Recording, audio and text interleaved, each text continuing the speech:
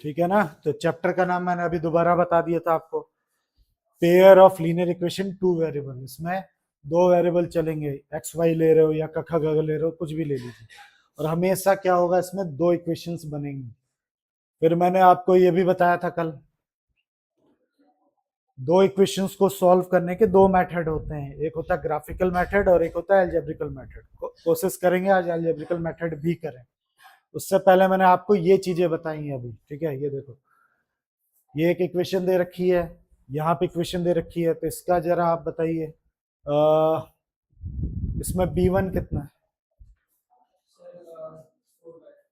नहीं नहीं, b1, a1 b1 c1, 2 plus का या माइनस का? माइनस का, ठीक है। तो देख सकते हो यहाँ पे a1 कितना है, 1, a2 कितना है, 3, b1 कितना है आपका -2, b2 कितना है आपका 4। इसको इन लोगों ने कंपेयर किया तो वो इक्वल नहीं आया। तो जब भी इक्वल नहीं आता है तो इसका मतलब वो लाइनें इंटरसेक्ट करेंगी। फिर अगर तीनों ही इक्वल आ जाता है, जैसे इसको काटोगे, सबका रेशियो कितना आएगा, 1/2 1/2 1/2। तो इसका मतलब वो क्या करेंगी, कोइंसाइड करेंगे। कोइंसाइड मतलब एक दूसरे के ऊपर लाई करेंगे। अगर a1/a2 b1/b2 का इक्वल हो, लेकिन वो c1/c2 का इक्वल ना हो, यहाँ दिया हुआ है, आप इसको कंपेयर करके देखिए, तो पक्का लाइनें कैसे बनेंगी, पैरेलल बनेंगी। ये अभी मैंने नहीं बताया अलजेब्रिक वाला, इनको वैसे तो कल बता दिया था, लेकिन हम अभी ग्राफिकल पे फोकस करें। उसके बाद मैंने क्या बताया था आपको, कुछ एग्जाम्पल मैंने करके दिखाए थे, मेरे हिसाब से ग्राफ बनाया था ना हमने, ठीक है। ग्राफ हमने इसका बना लिया था, पहला क्वेश्चन इसका कर लिया था हमने, ठीक है। अब हमें क्या करना है, इसका सेकंड क्वेश्चन करना, ये रहा। उससे पहले सेकंड क्वेश्चन हम करें, पहले जरा ये वाला क्वेश्चन करके देखते हैं, ठीक है। किया किसी ने अभी तक, घर के लिए बोला था मैंने। इनको कंपेयर करके आपको बताना है कि इंटरसेक्टिंग है कि पैरेलल है कि कौन साइड है। तो जल्दी से करके 2 मिनट दूंगा, जल्दी से, इससे ज्यादा नहीं लगेगा। हाँ, सारे करना। तो कल इतना मैंने आपको ये सब पहले भी बता दिया था, और अभी आपने कर भी लिया, तो क्या क्या है बताइए। ये क्या है, इंटरसेक्टिंग है, क्या है ये इंटरसेक्टिंग, ये वाला और ये वाला पैरेलल, ठीक है। अब देखिए अगला तीसरा क्वेश्चन, यहाँ पे एक नया टर्म, ये कल नहीं बताया था मैंने। यहाँ पे ये पूछ रहा है कि बताइए a1/a2 b1/b2 c1/c2 को कंपेयर करके बताइए, क्या ये कंसिस्टेंट है कि इनकंसिस्टेंट। तो कल इन्होंने पूछा था, तो मैंने बताया था कि वक्त आने पे बताऊंगा, तो आज वो वक्त है। इसको कहते हैं कंसिस्टेंट इनकंसिस्टेंट, ठीक है। तो वो देखिए यहाँ पे लिखा हुआ है, दिख रहा है ना, तो ये लिखा हुआ है, जो भी इंटरसेक्टिंग वाले होते हैं, इंटरसेक्टिंग, जो इंटरसेक्ट करते हैं, ठीक है। और दूसरा वाला कौन सा, जो एक दूसरे पे क्या करते हैं, लाई करते हैं, कॉन्साइड करते हैं। कॉन्साइड याद है, एक दूसरे के ऊपर लाई करते हैं। इन दो केस को हम कंसिस्टेंट बोलते हैं, इसको भी कंसिस्टेंट बोलते हैं, इसको भी कंसिस्टेंट बोलते हैं। और जो पैरेलल वाला केस होता है, पैरेलल वाला केस, उसको हम क्या कहते हैं, इनकंसिस्टेंट कहते हैं, ठीक है। फिर से रिपीट कर रहा हूं, a1/a2 not equal to b1/b2, इसको हम कंसिस्टेंट कहते हैं। कंसिस्टेंट का मतलब यहाँ पे दे रखा है, कंसिस्टेंट का मतलब होता है डिपेंडेंट, एक दूसरे पे डिपेंड होना या कुछ सॉल्यूशन देना, ठीक है। तो ये कंसिस्टेंट होता है। a1/a2 equal to b1/b2 not equal to c1/c2, ये कौन सा केस था, ये पैरेलल वाला। तो ये इनकंसिस्टेंट है, क्यों है, क्योंकि इसका कोई आंसर नहीं होता। जब दो लाइनें एक दूसरे के पैरेलल होती हैं तो इसमें कोई आंसर नहीं मिलता। तो इसी तरह a1/a2 equal to b1/b2 equal to c1/c2, ये कौन सा केस है, जब एक दूसरे के ऊपर वो लाई कर जाते हैं, तो इसको भी हम कंसिस्टेंट कहते हैं। तो नोट कर लीजिए कि ये वाला केस इंटरसेक्टिंग वाला और कॉन्साइड वाला, दोनों केस कंसिस्टेंट होते हैं, और जो पैरेलल होते हैं वो वाला केस क्या होता है, इनकंसिस्टेंट। ये लिख सकते हो डिपेंड करना, ठीक है, या किसी का यूनिक सॉल्यूशन निकलना, मतलब कुछ ना कुछ क्या है, कंसिस्ट करे, कुछ ना कुछ क्या है, सॉल्यूशन निकल के आए, इसको हम लोग कंसिस्टेंट कहते हैं। तो अगर ये समझ गए हो, तो इस क्वेश्चन को करना है आपको, बताना है आपको ये कंसिस्टेंट है कि इनकंसिस्टेंट है। तो फिर से रिपीट कर रहा हूँ, मैंने वो छुपा दिया।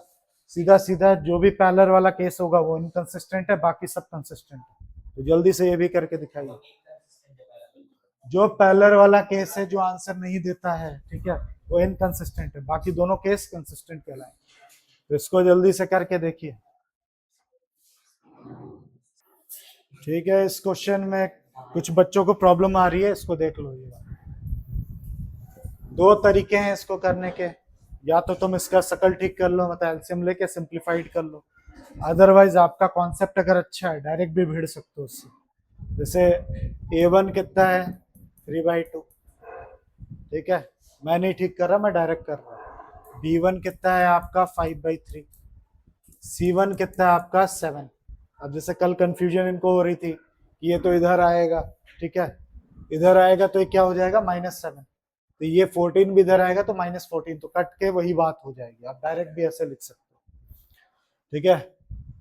फिर इसके बाद A2 कितना अपना 9, B2 कितना है आपका -10, C2 कितना है आपका 14, ठीक है। अब कंपेयर कर लो, अब ध्यान देना, A1 कितना है ये अपॉन क्या है A2।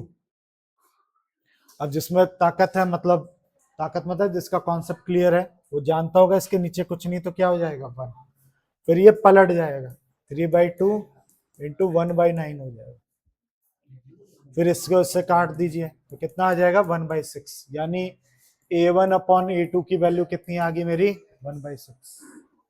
इसी तरीके से B1 अपॉन B2 की वैल्यू निकालने जा रहा हूँ, तो B1 कितना है 5/3, ठीक है, B2 कितना है -10, तो कुछ नहीं नीचे तो 1, फिर इसको क्या कर दीजिए पलट दीजिए 1 अपॉन -10, 5 2 जा कट गया, तो ये हो जाएगा माइनस का 1/6। तो देखो नॉट इक्वल टू है ये, ठीक है, कौन सा वाला केस बन गया नॉट इक्वल टू, क्योंकि A1 अपॉन A2 कितना है 1/6 है, और B1 अपॉन B2 कितना है अपना -1/6, तो नॉट इक्वल टू वाला केस है, तो हाँ कंसिस्टेंट हो गया। एक तरीका तो ये है, दूसरा तरीका आप वही बताया जो मैंने, एलसीएम लेके कर सकते हो। अगर कोई मेरी तरह कच्चा खिलाड़ी है भाई तो एलसीएम लेके कर ले भाई, तो भी आ जाएगा। एलसीएम कितना आएगा 6, ठीक है, 2 3 जा कितना होता है 6, तो 3 3 जा कितना हो गया 9, ये 2 5 जा कितना हो गया 10, 6 7 जा कितना हो गया 42, तो ये इक्वेशन बन गई पहली, ठीक है। इस हिसाब से A1 कितना है मेरा 9, B1 कितना है 10, C1 कितना है मेरा 42, A2 कितना है अपना A2 है 9, B2 कितना है अपना -10, और C2 कितना है अपना 14। कंपेयर कर लेता हूँ, A1 A1 कितना है 9, A2 भी है 9, आंसर कितना आया 1। फिर B1 अपॉन B2 कर रहा हूँ मैं, B1 कितना है आपका 10, B2 कितना है -10, डाटा -1, तो क्या ये इक्वल है दोनों, नहीं है इक्वल, सेम हो गया, क्या इंटरसेक्टिंग यानी कंसिस्टेंट है। तो ऐसे भी कर सकते हो, तो कर लोगे या अभी और भी टाइम देना हो जाएगा, ये भी करके दिखाऊं, क्योंकि यही था बस, उसमें अपॉन में किया, अपॉन में एलसीएम लोगे तो ऐसे ही हो जाएगा। तो कुल मिला के जिसको नहीं आ रहा पूछ लेना बाद में, ठीक है। मैं बस इतना कहना चाह रहा हूँ, जो भी इंटरसेक्टिंग वाला केस है और ये कॉन्सिडेंस वाला केस है तो कंसाइड करते हैं, यही दोनों कंसिस्टेंट होते हैं, और पैरेलल वाला इनकंसिस्टेंट होता है, ठीक है। तो इसको प्रैक्टिस कर लेना, टेस्ट में बोर्ड में एक क्वेश्चन पक्का आता है इस पे बेस्ड, एक ही आएगा पर आएगा जरूर। आगे बढ़ते हैं, ये भी वही है, आपको पता करना है क्या इसमें से कंसिस्टेंट कौन है इनकंसिस्टेंट कौन है। अगर ये बोल रहा कंसिस्टेंट है तो इसका सॉल्यूशन ग्राफिकली लेके दिखाइए, तो बताइए पहले वाला कंसिस्टेंट है क्या है जल्दी से, तभी तो ग्राफ बनाएंगे फटाफट, बताइए कैसे। A1 कितना है 1, A2 कितना है 2, B1 कितना है 1, B2 कितना है, ठीक है 2, काटा तो कितना आ गया ये? तो ये सब कौन सा पैरेलल वाला है, कौन सा केस है ये? कौन सा? तो कर सकते हैं ना इसको सॉल्व। तो इसने बोला इसका ग्राफिकली सॉल्यूशन निकाल के दिखाइए, ठीक है। वैसे तो आंसर इसका पीछे देखो, कोई नो सॉल्यूशन लिखा होगा, चेक करो क्या आंसर दिया, क्या इनफिनिट मैंने सॉल्यूशन दिया, क्या दिया? सीधी सी बात है, अगर ये कौन सा है, कंसिस्टेंट वाला है, कोइंसाइड करेगा, तो पीछे आंसर देखिए क्या लिखा हुआ, इनफिनिट मैनी सॉल्यूशन लिखा होगा। क्यों इनफिनिट मैनी सॉल्यूशन लिखा हुआ है? क्योंकि दोनों ही ग्राफ एक दूसरे के ऊपर लाई करेगा, ठीक है, इस वजह से। तो इससे अच्छा मैं ये वाला करके दिखाता हूँ। अब ये वाला चेक करो, ये वाला चेक करिए, कंसिस्टेंट है कि इनकंसिस्टेंट है? हाँ बनाना तो पड़ेगा, बनाना पड़ेगा। अब इसमें हाँ सब, अगर कंसिस्टेंट है तो तुम्हें उसको बनाना है, उसको सॉल्यूशन ग्राफिकली ऑब्टेन कर। पैरेलल में क्यों बनाएंगे, पैरेलल इनकंसिस्टेंट होता है, बता तो दिया, पैरेलल वाला इनकंसिस्टेंट होता है। इसने लिखा इफ अगर कंसिस्टेंट है तभी, तो ये बता रहे हैं इनकंसिस्टेंट है, तो इसको तो सॉल्व करने की जरूरत ही नहीं। अगला ये वाला थर्ड वाला कंसिस्टेंट है, तो पर कौन सा केस है? हाँ, तो ये बता रही है 2/4 और दूसरा 1/-2 वाला केस है, नॉट इक्वल टू। तो इसमें कैसा ग्राफ बनेगा, पैरेलल बनेगा, एक दूसरे के ऊपर बनेगा, या इंटरसेक्टिंग बनेगा? क्या कहते हैं? नॉट इक्वल टू वाला है, A1/A2 not equal to B1/B2, है ना? हाँ देखेगा ही, पहली क्लास है, आज का दिन है, पहली बार देख रहे हो, देखने दो, मैंने ही बोला देख लो। तो ये कैसा बनेगा, इंटरसेक्टिंग। तो चलो मैं आपके लिए ये वाला सॉल्व करके, मतलब हम सब मिलके ये वाला करते हैं, ठीक है। तो ये वाला क्वेश्चन करते हैं। तो कल जैसे ही पहले क्या ढूंढना है, क्या ढूंढेंगे, इसके पॉइंट्स ढूंढेंगे, ठीक है। तो थोड़ा कायदे के पॉइंट्स ढूंढवाइए, कल की तरह नहीं 10-10 -10 इस तरीके से मत ढूंढवाइए। तो सबसे पहले हम पॉइंट ढूंढने जा रहे हैं भाई, ठीक है। 2x + y - 6 = 0, ठीक है। इसका हम क्या ढूंढने जा रहे हैं, ग्राफ बनाने जा रहे हैं, तो 2 पॉइंट्स ढूंढने जा रहे हैं। डब्बा कोशिश करिए एकदम कम से कम हो। x की वैल्यू इन्होंने 3 बोला है पुट करने के लिए, देखो देखो, तो कैसे करते थे 9th क्लास में, वैसे ही कर रहा हूँ। 3 पुट कर दिया, 3 2 6, y - 6 = 0 कट गया, y की वैल्यू कितनी आ गई, 0, ठीक है, परफेक्ट है। इन्होंने x की वैल्यू क्या पुट करवाई, 3, और y की वैल्यू आ गई 0। और बोलो, x की वैल्यू 2 बता रहे हैं ये, तो 2 2 जब 4 हो गया, 4 में से 6 गया तो कितना, -2। तो y की वैल्यू कितनी होगी, 2, तो 2 और कितना है, 2, दोनों ही 2 आ गए, सही है ना, चेक कर लेना तो दिक्कत होती है। अब इसी तरीके से इसका भी निकाल लो, लगे पांव, हाँ खड़ा ही हूं ना, लगे पांव, लगे हाथ। अब इसका भी ढूंढ लीजिए फटाफट। तो सबसे पहले तो मैं तो क्या करूंगा, 2 कॉमन ले लूंगा ताकि इजी बन जाए। जैसे 2 कॉमन लूंगा तो क्या बनेगा, ये इसके नीचे 2 जाएगा तो गायब होके ये बन जाएगा। अब आप डब्बा लीजिए, फटाफट बताइए। हाँ बताओ क्या करूं, 1, x = 1 बताया ना, 2 से 2 ये कट जाएगा, तो -y = 0 का मतलब 0 ही होता है, ठीक है। तो यहाँ पे x की वैल्यू क्या पुट की मैंने, 1, y की वैल्यू कितनी आई, 0। चेक कर लेना, पास से दिखता नहीं है मेरे को, बोर्ड पे इतने पास से दिखता नहीं है, इसलिए देख लेना कोई गलती तो नहीं कर रहा हूं मैं। दूसरा पॉइंट क्या ढूंढूं, जल्दी बताओ, क्या पुट करूं, 4, चलिए 4 पुट कर लेता हूं।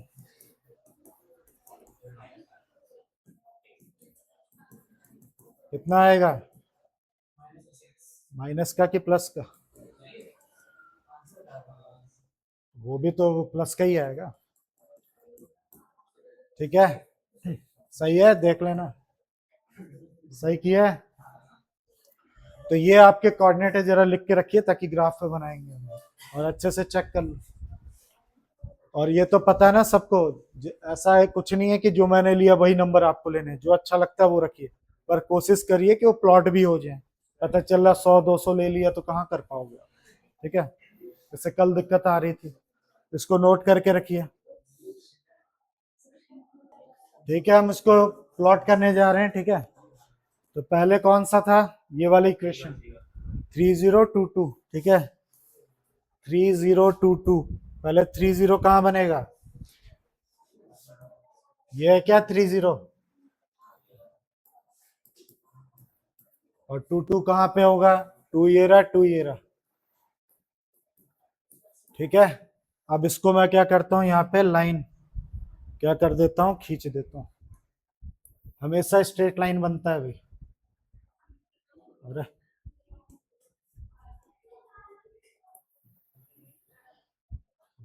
ठीक है। ये बन गया मेरा कौन से पहले इक्वेशन, ठीक है। दूसरे के लिए 10 और 46, देख लो 1046, 10 किधर होगा, 1 और 0 ये,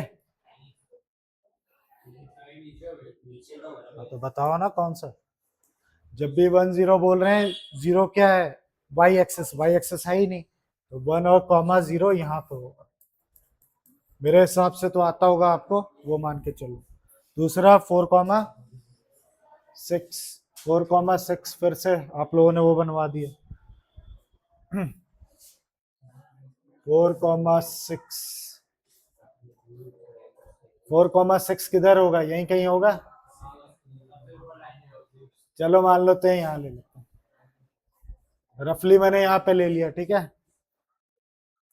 रफली। फिर यहां से आप क्या कर लीजिए, लाइन ड्रॉ कर लीजिए ऐसे। तो अप्रॉक्स सही नहीं बना है, थोड़ा सा क्या हो गया, ऊपर की तरफ गड़बड़ है, ठीक है। तो ये आ गया ग्राफिकली हमारा सॉल्यूशन, जहां पे दोनों टकरा रहा है वही हमारा आंसर है। तो क्या आंसर है, हाँ किसकी जगह, हाँ ठीक है 2 ले लेता हूँ। तो जब 4 हो गया तो 4 और -2 करेंगे कितना हो गया, ठीक है 2, इधर आएगा तो -y = कितना हो जाएगा, -2, 2 हो जाएगा, कोई दिक्कत। हाँ चलो यही ले लेते हैं, 2,2 बता रही है, ले लीजिए आप, ठीक है। 2,2 कहाँ पे होगा, यही होगा, तो ठीक है। दोनों कहाँ टकराया, आंसर क्या है आपका, तो यहाँ पे टकराया, यही हमारा आंसर है। आंसर चेक करो क्या दे रखा है, ये आंसर होगा हमारा, ठीक है। चेक तो कर लो, मैं तो ऐसे रफली बनाया है।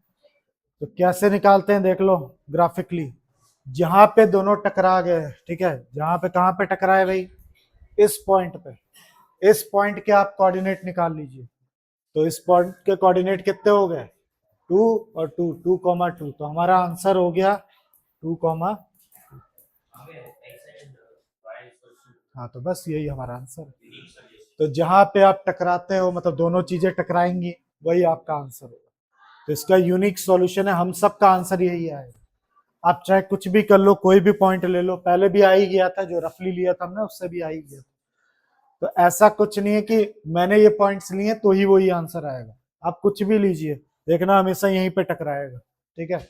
इस तरीके से ग्राफिकली हमें क्या करना होता है, सॉल्यूशन निकालना होता है, ठीक है, याद रखना। तो कौन से क्वेश्चन पे थे, हमने ये वाला क्वेश्चन किया, ये वाला, ठीक है। इसका आंसर कितना आ गया, 2,2। सिमिलरली आप ये कर सकते हो, होमवर्क में करिएगा, ठीक है। ये तो है ही नहीं, इसका बनाओगे तो वही कट ही नहीं करेगा, तो नो सॉल्यूशन आएगा, ठीक है। तो आप जो बच्चे हो होमवर्क में ट्राई कर सकते हो आप, ठीक है। अब आगे बढ़ते हैं, ये तो होगा, हाँ नहीं, क्योंकि वो एक दूसरे के ऊपर लाई करेंगे तो क्या, इन्फिनिट मैनी सॉल्यूशन, बहुत सारे हो गए। अब अगला क्वेश्चन, ठीक है, अच्छे से पढ़िए, सबसे पहले तो इसका क्या करना है, अपने को क्या बनाना है, एक इक्वेशन बनानी होंगी। इक्वेशन बनाने के बाद उसका क्या करना पड़ेगा, सॉल्व करना पड़ेगा। तो क्वेश्चन क्या है उसको पहले समझिए, बहुत इंपॉर्टेंट क्वेश्चन है ये, ठीक है, important question. Half the perimeter rectangular garden, पहले तो एक रेक्टेंगुलर गार्डन बनाइए। उसका पेरीमीटर का फॉर्मूला सबको पता है क्या होता है, ये होता है पेरीमीटर का फॉर्मूला। तो क्वेश्चन को ठीक से पढ़ो, half the perimeter rectangular garden, देखो हाफ कर दिया मैंने, half the perimeter of rectangular garden whose length, जिसकी लेंथ 4 ज्यादा है किससे, वृत्त से। तो मैंने अगर वृत्त x ले ली, ठीक है, याद करो हम लेकिन चैप्टर क्या पढ़ रहे हैं हम लोग pair of linear equation 2 variable पढ़ रहे हैं। तो ठीक है, वो जो बता रहा हूँ 9th के हिसाब से बता रहे हैं, ये x है तो ये x+4 हो जाएगा, बिल्कुल सही बोल रहे हैं, लेकिन हमें लीनियर इक्वेशन 2 वेरिएबल करना है। तो इसके लिए मैंने इसको लेंथ को x ले ली, ठीक है, ध्यान सुनना, लेंथ को कंसिडर कर लिया x और इसको क्या कर लिया, कंसिडर y कर लिया। तो 80Q के हिसाब से अकॉर्डिंग टू क्वेश्चन क्या निकल के आ रहा है, पहले चीज तो यहीं पे निकल के आ रही है कि लेंथ और ब्रेथ के बीच का डिफरेंस कितने का है, 4। ये बन गई पहली इक्वेशन। उसने बोला ना लेंथ 4 ज्यादा है ब्रेथ से, यानी लेंथ माइनस ब्रेथ करूंगा तो कितना आ जाएगा, 4। अब पूरा पढ़ो, half the perimeter rectangle whose length is 4 metre, ठीक है, देन ब्रेथ इज 36, यानी ये पेरीमीटर की बात कर रहा है, पेरीमीटर का आधा करो, इसको इससे काटो तो कितना आंसर आएगा, 36। ये बोला पेरीमीटर का आधा कितना है आपका, 36। तो एक इक्वेशन यहां से मिल गई, x plus y equal to कितना हो जाएगा, 36। तो आपको 2 इक्वेशन मिल गई। अब 2 इक्वेशन फिर से रिपीट कर रहा हूं, पहली सिचुएशन तो मैंने यहीं से निकाल ली, यहां से, ये रहा कि लेंथ और ब्रेथ के बीच का डिफरेंस कितना है, 4 है, पहली इक्वेशन बना ली। दूसरा ठीक से पढ़ा तो पता चला कि पेरीमीटर का आधा 36 दे रखा है, तो पेरीमीटर का फॉर्मूला होता है ये, आधा किया तो ये, यानी L प्लस बी की वैल्यू कितनी आ गई, 36। तो लेंथ तो उन्होंने लेट क्या किया था, x, और ब्रेथ क्या किया था, y, तो बन गया इक्वेशन। तो आपको मैंने 2 इक्वेशन दिला दी। अब फिर से इसका आपको क्या करना है, ग्राफ बनाना है।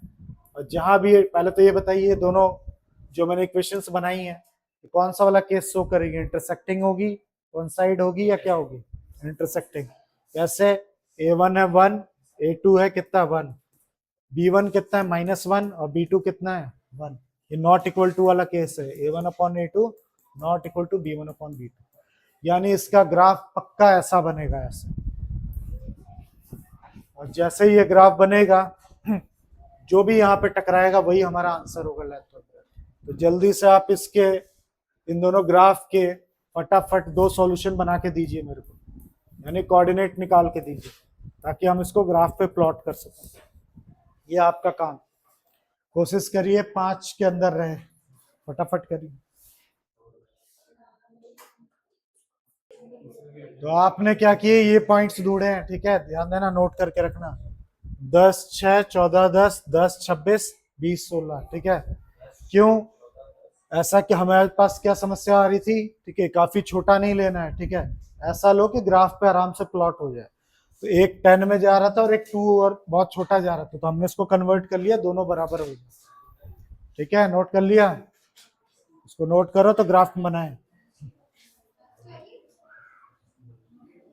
हाँ, तो क्या था पहला, बताइए, 10 और 6, तो ये रहा 10 और 6 कहीं पे होगा, कहाँ पे, पता ना, 10 और ये 5 और 10 के बीच में या बीचों बीच में कितना होगा, 7.5, तो यही कहीं होगा 6 यहाँ पे, ठीक है। तो 10 और 6 हो गया यहाँ पे, और 14 और 10, 14 कहाँ पे है, ये 10 और 15 के बीच में कहाँ पे 14 होगा, थोड़ा सा इधर, अरे ये 2 यूनिट ले लो ना, 2 2 2 2 करके, 10 और 15 के बीचों बीच का क्या होता है, यहां करूंगा 12.5 आ जाएगा, है ना, तो हल्का सा इस तरफ रहेगा। तो कितना चाहिए अपने को? 14 14 और 10, यानी यहाँ पे कहीं ले लो 14, 10। इसका ग्राफ अगर हम बनाएं, लाइन बनाएं, लाइन लाइन लाइन, ये रही लाइन आपकी। अब दूसरे वाले का क्या बनेगा जल्दी बताओ? दूसरे कोऑर्डिनेट क्या लिए थे आपने? 10 10 और 26, फिर गड़बड़ है। 26 कहीं मान लेते हैं, यहाँ कहीं ले लेते हैं अभी रफली, ठीक है? 10, 26 ऐसे कैसे ले लेते हैं? हाँ, फिर और 20 और 16, 20 और 20 इस तरफ है कहीं, और 16 कहाँ होगा? यहीं कहीं होगा। तो ये बन गया, यहां से लाइन खींची। 16 बोला है क्या? तो ठीक है, तो इसको भी जोड़ लेते हैं।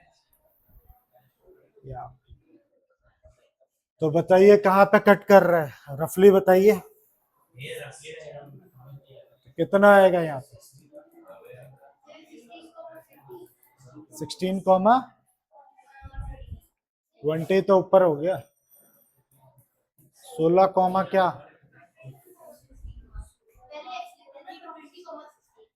20 कहाँ आ रहा है इधर पे कहीं पे? हाँ ठीक है, सही बोल रही हो, 20 सही बोल रही हैं। 15 के बाद तो यहाँ पे 20 आएगा, ठीक है? 20, 16, ठीक है? 20, 16 एकदम सही बता रही हैं। यहाँ से 16 है, यहाँ से 20, और इसको प्लस करने से हमारा 36 भी आ रहा है। उसने कहा था कि लेंथ और ब्रेथ का सम कितना है? 36 है, तो एकदम परफेक्ट बना, भले ही रफली बनाया हमने। तो यानी x की वैल्यू कितनी होगी अपनी? 20, और y की वैल्यू कितनी होगी? 16, यानी लेंथ आपकी आ गई कितनी? 20 यूनिट, या मीटर वीटर जो भी दिया है या यूनिट दिया है वो लिख लेना। और ब्रेथ कितनी होगी अपनी? 16 मीटर। तो भले ही रफली बनाया हमने, परफेक्ट बना अभी। कैसे मेरे को पता चला? क्योंकि देखो इसका सम कितना आना चाहिए? 36, और इसका भी सम क्या आ रहा है? 36 आ रहा है। तो ऐसे ही आपको क्या ग्राफ ले लेके प्रैक्टिस करनी है, ठीक है? ऐसे और भी क्वेश्चंस है। एक इक्वेशन आपको ये दे रखा है,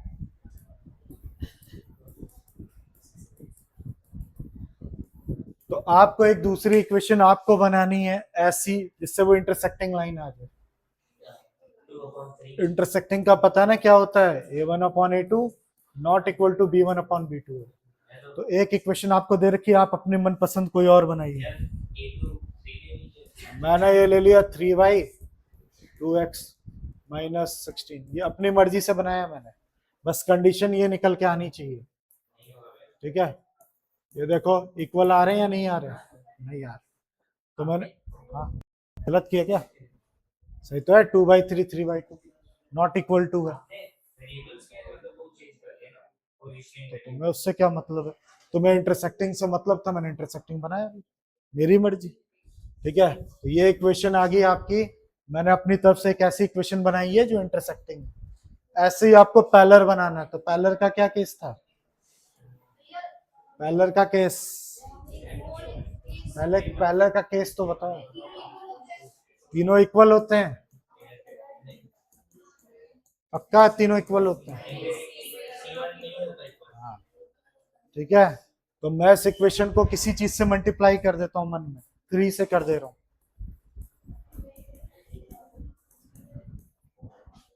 ठीक है? और जानबूझ के मैं इसके लिए 28 लिख दे रहा हूं। क्यों?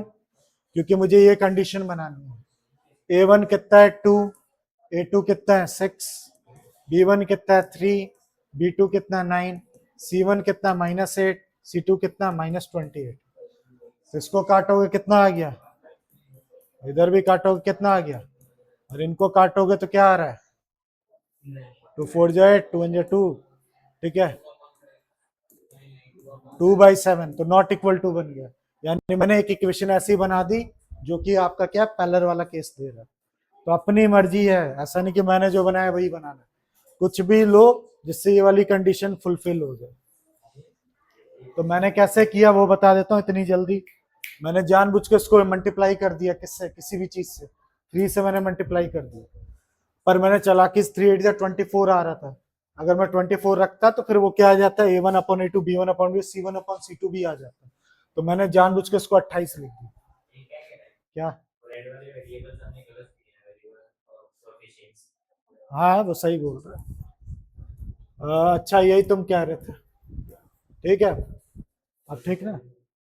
तो ये बोलना चाहिए ना, तुमने बोला आपने इधर उधर कर दिया, ये बोलो ना। अब तो ठीक। अब आता है कंसिस्टेंट, ठीक है। कॉन्सिडेंट वाली लाइन कौन सी थी? कॉन्सिडेंट वाली लाइन, तीनों इक्वल। तो इस इक्वेशन को अपने फेवरेट नंबर से मल्टीप्लाई कर दो। मैं 2 से कर रहा हूं, ये रखो। अब चाहो तो आप करके देख लेना, A1/A2 B1/B2 अपॉन C1/C2 आ जाए। इस तरीके से इस क्वेश्चन को करना है, टेस्ट वेस्ट में आता नहीं है, बस प्रैक्टिस के लिए आपको।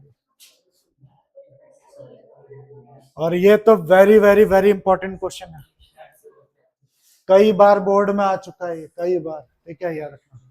तो ये आपका काम है, होमवर्क कैसे करोगे, ग्राफ बनाना है, आपको पहले ही बता दिया, इसका इसका ग्राफ बनाना है, ठीक है। जैसे ही आप ग्राफ बनाओगे, ये बता रहा कोई ट्राइंगल टाइप का बनेगा, इसने बता दिया है कि ट्राइंगल टाइप का कुछ बनेगा।